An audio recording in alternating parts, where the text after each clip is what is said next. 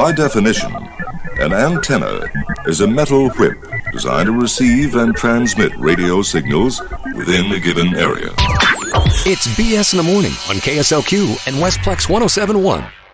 It is BS.Show. Yes, it's Friday, so I can play that kind of music. Welcome to February 3rd, the first Friday of February of 2023. Yes, there'll be how many more to come? 3 more after today. 624, it is BS.Show, and I am Brad minus BS, or I'm Brad minus the S this morning. Don't know what happened to Shelley.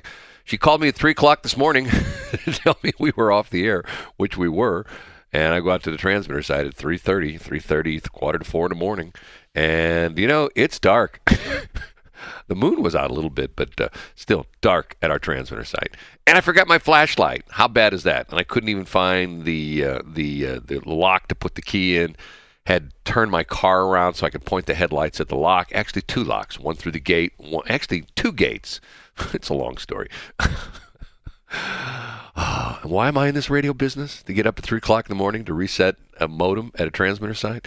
I don't know if this is working out or not. Maybe I've done it for a couple years. Maybe I'll do something else. Maybe become an accountant or something like that and maybe switch jobs. Let's try Shelley again. Shall we try this? Where's 8835? Okay.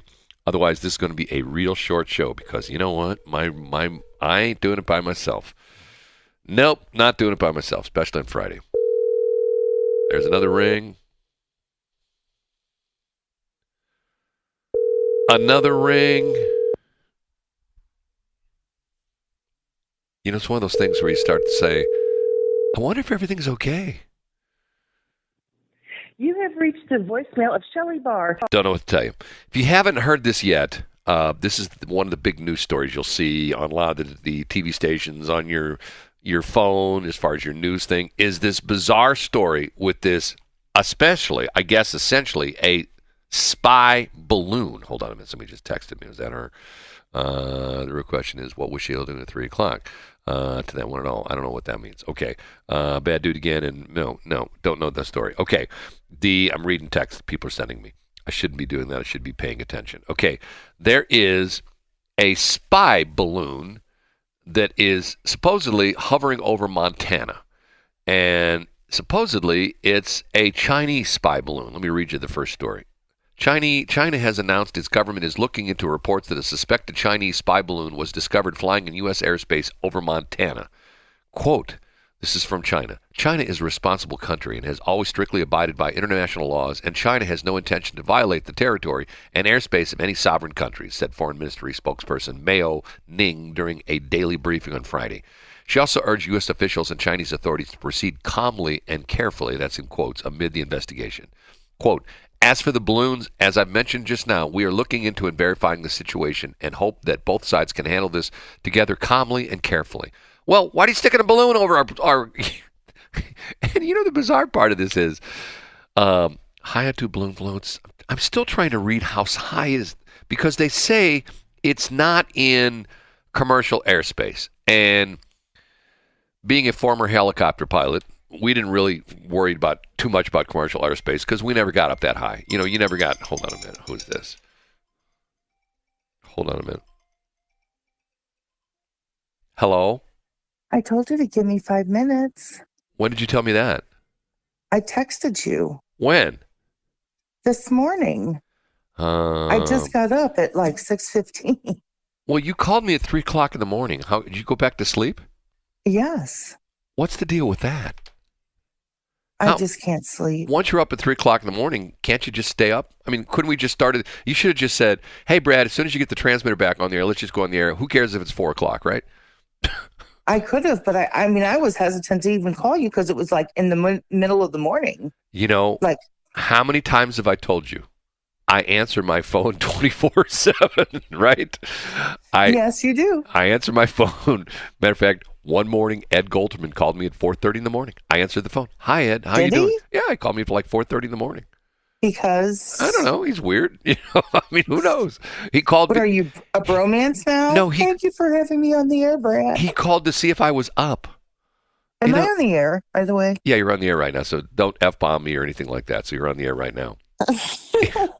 So, Is it true? Yeah, you're on the air right now. What do you mean? Oh, Brad. Think I make this up? Dickens. Hey, I answer the phone. Once again, I answer the phone. Remember, one morning I answered the phone. It was the FedEx people wanting to know what my address was, because they had the Publishers Clearinghouse Prize Patrol check that they were sending me.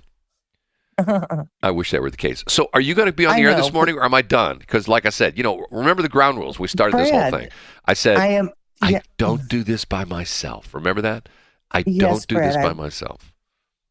Okay. Remember me saying that? Remember me saying, Yes. I said, I don't do this by myself.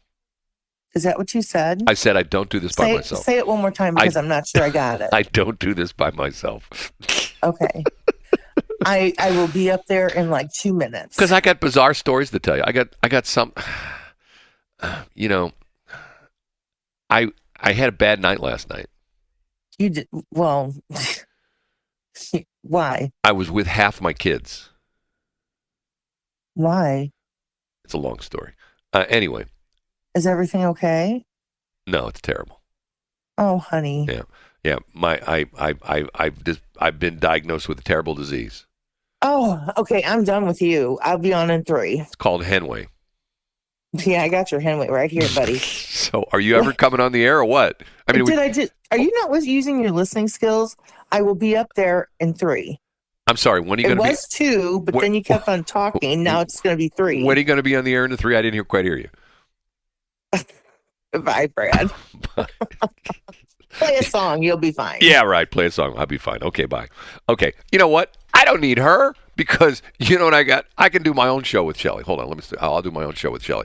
Hey, Shelley, what do you think about this new thing with Domino's where they're going to start, letting people pick up their pizzas at their mailbox? If you can pick it up, I'll let you continue. Oh, okay. Hey, Shelley, what do you think about the deal with Hunter Biden now saying it is his laptop? If you can get it up. Okay. And also there's a big story about Joe Biden riding his bike. Do you know anything about that? I would stop the bike and not put my feet down. Oh, okay. If someone was really mad and they said, hey, don't put your foot down, what would you say? And I learned to put my feet down. Oh, okay. What if if I said, hey, Shelley, what's 2 + 2? What would you say? What? Doesn't even sound like her. Shelley, you know who Don Draper is on Mad Men? Can you do your impression of Don Draper? You're a non-believer. Why should we waste time on Kabuki? Wow, that was good. I would almost say that was John Hamm, but that was pretty damn good. I'm telling you, I'm impressed. Can you do your John Kennedy, your Senator John Kennedy impression? Congratulations, butthead. Oh, my God. That was directed at me? Google may have to lay off up to 25 members of Congress. That's how bad it'll be. When you are really happy, what do you say? Woohoo! Okay. And what happens if somebody tries to come into your house? I'm going to lock the doors where you can't get out. Oh, they're in your house. Who are you, Paul Pelosi? Oh, I'm sorry. Did I say that? It's... Anyway, we were going back to the Chinese the spy balloon. Okay, now, here's what's interesting. With all the crazy stuff now, with satellites and all this other kind of stuff, what does it say right here? Hey, Senator Kennedy, what do you think about the fruit stand down the road? I don't know. And, here's the movie Up. Okay, the movie Up is a 2009 American computer animated film produced by Pixar Animation and released by Walt Disney Pictures. The film was directed by Peter Docter, co-directed by Bob Peterson, and produced by Jonas Rivera. Docter and Peterson also wrote the film screenplay and story with Tom McCarthy, blah, blah, blah, blah. The film centers on Carl Fredrickson, Answer, an elderly widower who travels to South America with wilderness explorer Russell in order to fulfill a promise that Carl made to his late wife, Ellie. Along the way, they meet a talking dog named Doug and encounter a giant bird named Kevin, who is being hunted by the explorer Charles Muntz, who Carl had idolized in childhood. I think that's one of those marijuana movies where you sort of, you watch it and you just, whoa, man, is he talking to a dog? Is that a talking dog? Oh, I don't know, man. By the way, we talked about this the other day. Supposedly, marijuana goes on sale to anybody at the dispensaries next week. I think the official day is either Monday or Tuesday. Although, now they're saying it could happen today. The marijuana people are essentially saying that the state could very easily grant some of the recreational use licenses, and they could get the paperwork today. So there's a chance that someplace at one of the, what used to be the medicinal marijuana places, which are now going to turn into the anybody who could come in and buy marijuana places, they're going to start selling that today. So I don't know if you've heard this or not, but Taco Bell has decided they're going to put extra people on duty at all their stores tonight and early tomorrow morning because of the fact that they know if the marijuana places open up today, they're going to be super busy starting at 9, 10 o'clock tonight into the wee hours of Saturday morning. So they'll have tons and tons and tons and tons of people show up. Hey, we're going to take a break because, once again, the rules are I don't do the show by myself. And even though Shelley said 2 minutes and it's now been 5, we're going to take a break. I have no idea what break I'm on anymore. I'm totally confused. And we will be right back. It is 6:34. No, who shut him down? I think Shelley did. She's still not here. I have no idea what happened to her. She told me, hold on a minute. What is this? What is playing? What a crappy show this is so far. And we're on crap. Okay. I have no idea where Shelley's at. She said she was going to be back. Now she's not here. Where is she? Hold on. Let's do this. Da, da, da, da, da. I'll do this. I'll do this. I'll do this. I'll do this. And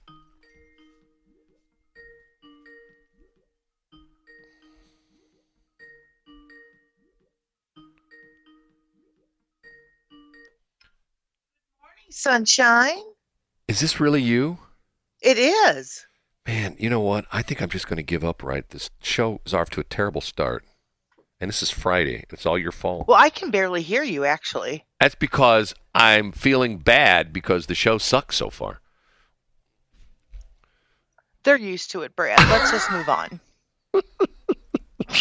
I didn't mean that. Shelley, did I say that out loud? Did you look out the window? Did you see the Chinese satellite out your window? No. It's not out your window? You didn't see it yet?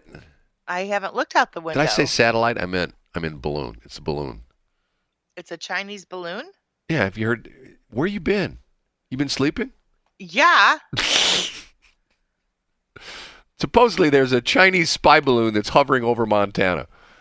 Oh, that's what that was about. Yes. Okay. Right. As a matter of fact, hold on, let me look at this. The smartest woman in the world says, she just said an F-18 did a flyby, and F-18 just flew let me try that. An F-18 just a few fleet. I can't. I'm Take done. A breath. I'm done. It's okay. I'm giving up. F-18 just No, few you're not. feet from it ought to take care of it without touching. Why don't they just shoot it down? It's a balloon. Why not? Yeah, but supposedly it's got some great big monstrous payload of equipment on. They're afraid it's going to come through somebody's ceiling or something like that. By the way, I mean this. Once again, this whole thing with the confidential documents. This is getting out of control. I mean, they're going here, they're going there. They went to Mike Pence's house in Indianapolis yesterday, the day before. They went through. Did they find anything there? I mean, who knows? I mean, and the crazy thing about this is that, what's interesting about it is, what's the name of this organization? The smartest woman will know. This is the one that just toasted, just roasted, just flamed Trump. It's like the Archival Association of America. It's some government agency that's supposedly in charge of all these documents, all these different confidential documents and things like that. And they come out, when was this? In, I don't know, like a couple months ago, and essentially say, first off, they came out and just roasted Trump about this is horrible. He's got all these documents. We knew all along where these documents are. We know where every single one of these confidential documents are. We know everyone. We know where they're at. And then they come out with that, and then all of a sudden these documents turn up in Biden's Corvette and turns up at his house, and then Pence has some at his house, and Did they ever say what they were about? Well, who knows? I mean, they're confidential. I mean, if they're confidential, I don't know. But they're sitting in someone's garage, But jamming in Joe's garage. Okay, seems to me like. Well, here's the interesting thing. The interesting thing that supposedly some of these documents that they got at Biden's house are from when he was a senator. Now, keep in mind he was a senator up until because he was Obama's vice president, and he didn't get to be he wasn't inaugurated until 2009. Is it? Yes, he got elected in 2008, and he got inaugurated in 2009. Now, what's interesting about this is, and I've done some research on this, that senators are not allowed to have confidential documents. They can look at a plausible deniability. Well, they can look at a confidential document in what they call a SCIF, which is a special compartmental information, something like it's a special room. No, you go in and and then they I think they frisk you. They do a body cavity search on the way out. They do not. Yeah, they do. So no, they don't. Yeah, they do. Yeah. So anyway, how did he? And the crazy thing about this is, okay, so doesn't this sort of blow the whole case against Trump up? I mean, how can they prosecute Trump when, with Biden Lago? Well, no, or what they call the Car-a-Lago, not Car-a-Lago. Yeah, it's Mar-a-Lago. They call it the Car-a-Lago. And you know what the interesting part of this is? You know what the connection to St. Louis is? There's a connection in this whole crazy thing. You know what the St. Louis connection is? I do not. That Corvette was made right here in St. Louis. The GM plant? Yes. They made the history of the Corvette. The Corvette has been made in 3 different places. One was Detroit. The very first 1953, I think the first 200 or 300 1953 Corvettes were made in Detroit. And then they moved the production to St. Louis. And every single Corvette from I don't know if they did any of the 53s, but I know from 54s all the way through 82, I believe it is. And the interesting little bit of history is there's a year missing in Corvettes. Do you know this story? I do not. Let me guess. So they come out with a half-year car? Right. And no, they missed a whole year of Corvettes. They did? Yes, because when their computers were so bad and they kept on blowing up? No, when they moved the Corvette assembly plant from St. Louis down to Kentucky, they did. The devil went. No, that's Georgia. You are. I'm sorry. Were they drunk all the time in their bourbon? Boy, you are primed this morning. I'm winding you up and let you go. I'm telling you. No, when they moved it down to Kentucky, they missed a model year. Just true story. Hold on. Somebody just texted me. Somebody probably knows this. They missed a year of Corvettes. No, the smartest woman in the world says a doc is top secret or classified often until the event occurs. The president's itinerary is classified until the day of the itinerary. Tomorrow, that classified doc is trash, yet may still be marked classified. That's the whole goofy thing about this is. That's like a gray area that they're going to tap on right there, buddy. We need to talk to Sean Hayes about that because he knows all about the gray areas. Okay. I remember we had Well, no, he that's the name of his book, The Gray Choice. He talks about that. You stray into the gray area and things go bad for you. You know, when I first met you, I told you that I was a black and white person, there are 256 shades of gray, and I don't have one of them. So you're telling me that's changed? Okay. What? Yes, GM missed the 1983 model year. To this day, the only year without a Corvette is 1983.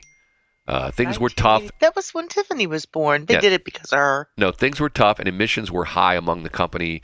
Emotions were high. People had other things to worry about other than this car that missed the crusher. The story of the car and only story of there's supposedly one here. The 4th generation Corvette, also known as the C4, lasted for 12 model years from 1984 to 1996. While the C4 Corvette wouldn't go down in history as the fastest, most popular Corvette in history, it moved the Corvette forward from the old Radley C3 muscle car to a car that started to compete with offerings from Ferrari and Lamborghini like we see with the C8 Corvette today. C8 was slated for an early 80s debut. The car was eventually pushed for a 1983 model year release with multiple production cars. The 1983 Corvette was canceled. 61 cars were produced. Get this. They made 61 1983 Corvettes.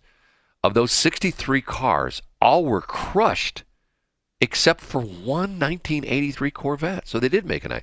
Due to emissions, fuel economy regulations, and safety regulations being introduced in the mid-1970s, development of the C4 was hit with adversity that the designers at GM never had to overcome in the past. While the Corvette was being tweaked to meet these new regulations, the 83 model year was reaching its end, and it was too little too late for the 83 Corvette.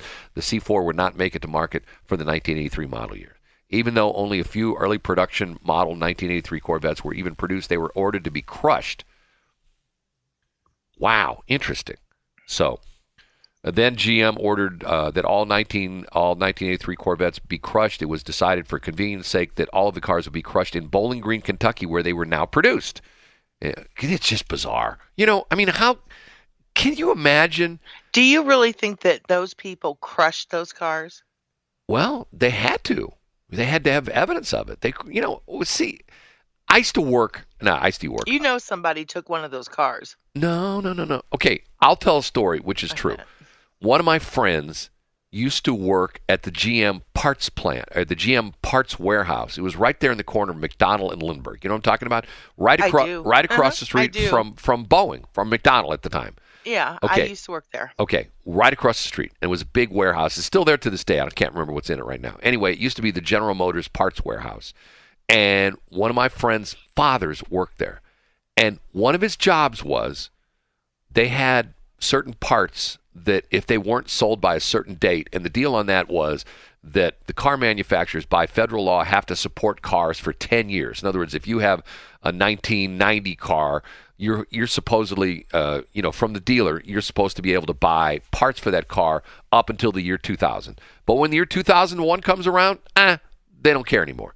So part of his job was they would take the parts that were like, and especially he'd do this all the time, they would take the parts that were like 11 years old, and a lot of times they were engines, brand new engines in crates. His job was to uncrate the engines and whack them with a sledgehammer to damage the engines to the point where they could not be used.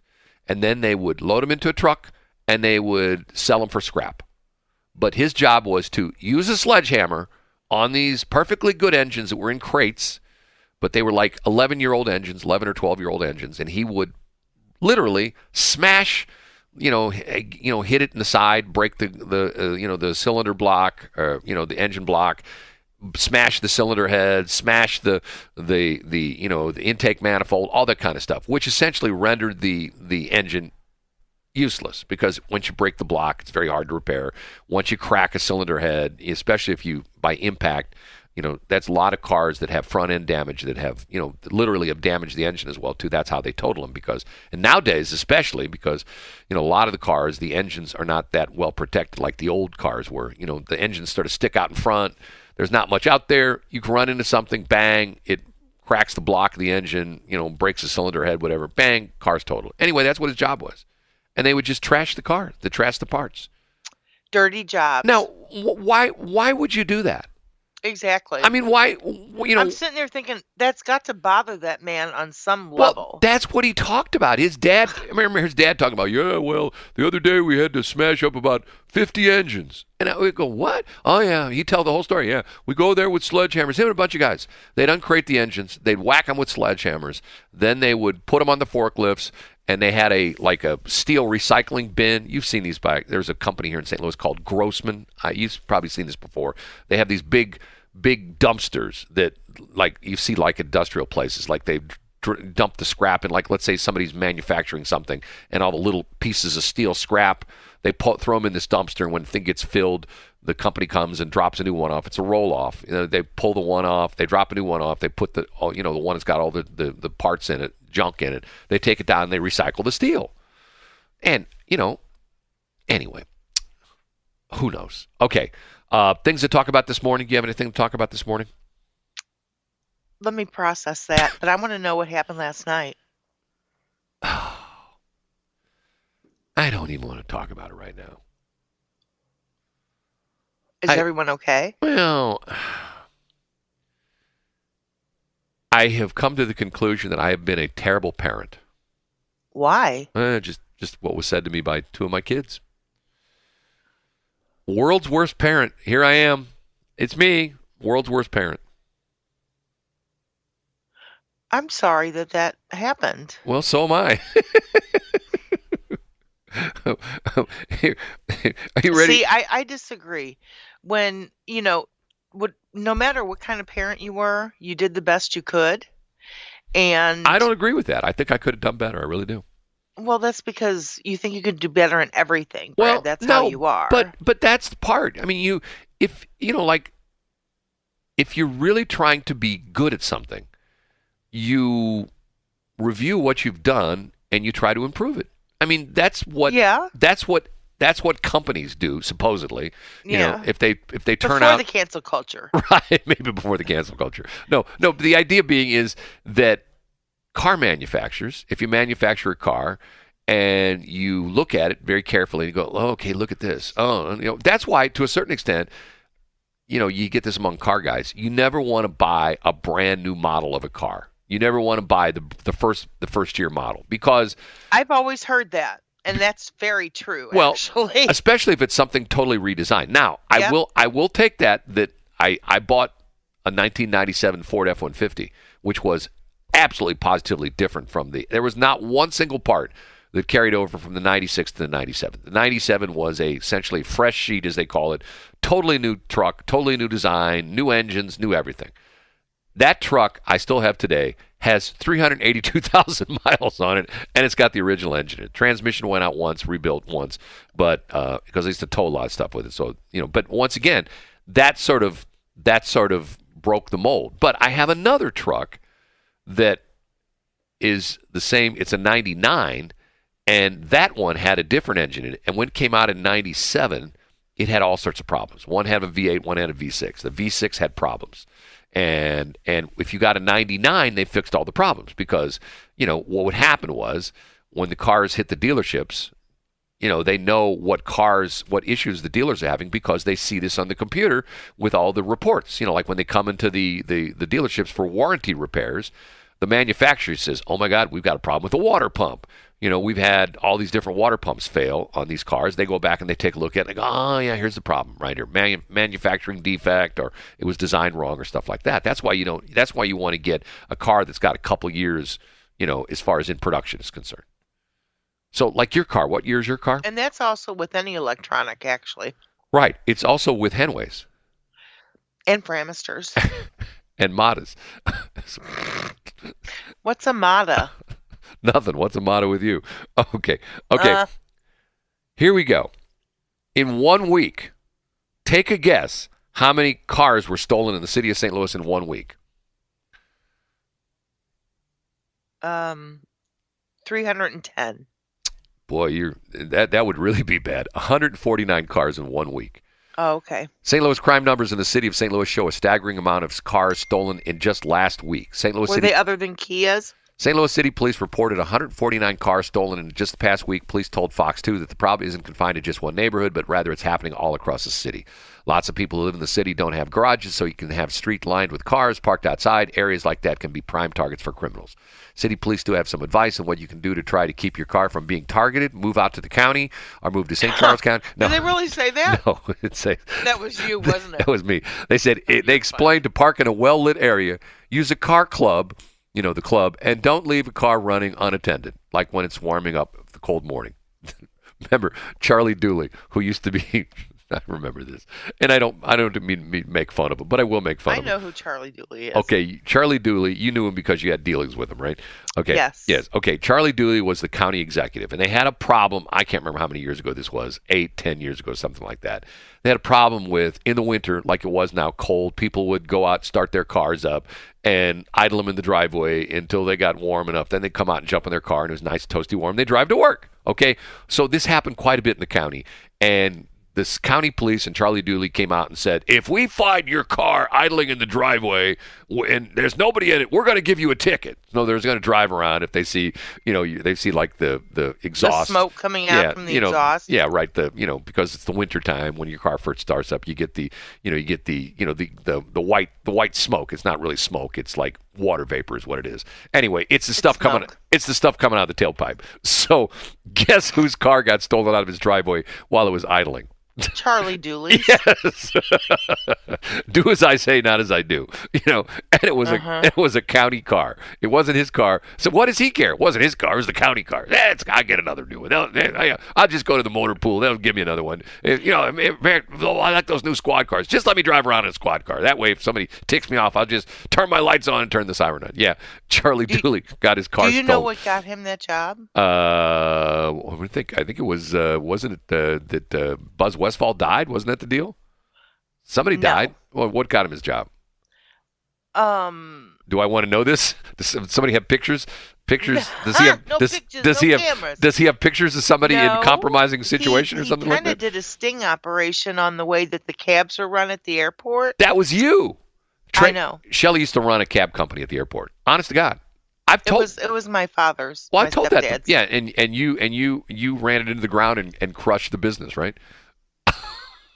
No. Well, when did the cab company close? Who was running it when it closed? You know what, Brad? That wasn't the way. Well, I did have to close it. Yes, I did. Because I had an accountant, and she had made a $10,000 mistake. Oh, my God. And which may not seem a lot to some people, but to a company that's just reorganizing, right. And because what I did was I took the cabs from the airport and brought them out here to St. Charles. Hold on a minute. I mean, I got to take a break. It's 6:59:55. I had to do this. We'll pick this up after the top of the hour. Okay. Okay. 6:59. Have you heard about Salt River Automotive? Not only are we open for business and ready to serve you, we are sponsors of the BS in the Morning Show on Westplex 107.1. Check us out on Facebook at Salt River Automotive LLC. See you soon.